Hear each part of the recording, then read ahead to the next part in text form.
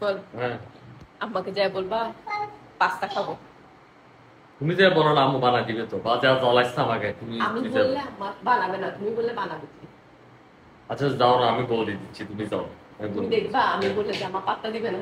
আচ্ছা যাই দেখো না, তুমি যাই দেখো। আসো তুমি দেখো। নেই তোর জানানি তো থাকা যায় তবে।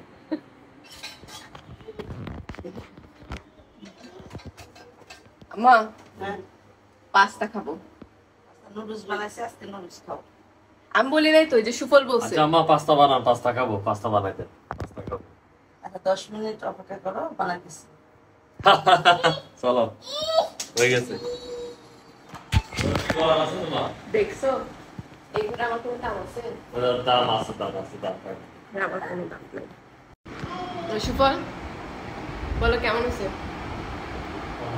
মজা না?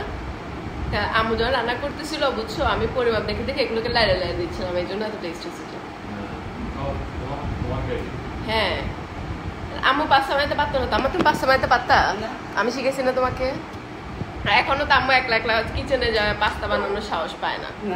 আমার যাইতে হয়। বিরিয়ানি বানানো রান্না শোনো থেকে শিখছি আমি। হ্যাঁ এইগুলো আম্মু আমার থেকে শিখছে। আমি গিয়ে নাইরাত না দেওয়া পর্যন্ত জিনিস মজা হয় না, আর আম্মুও কনফিডেন্স পায় না, তাই না আম্মু?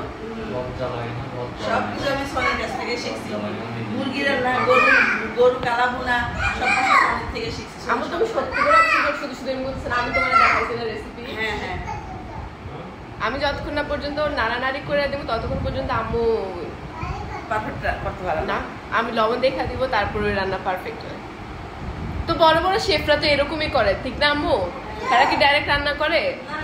ছোট ছোট শেফরা রান্না করে, ওরা গিয়ে লবণ দেখে, তারপরে যে কোটা কম বেশি হয়েছে ওটা দিয়ে দেয়। তো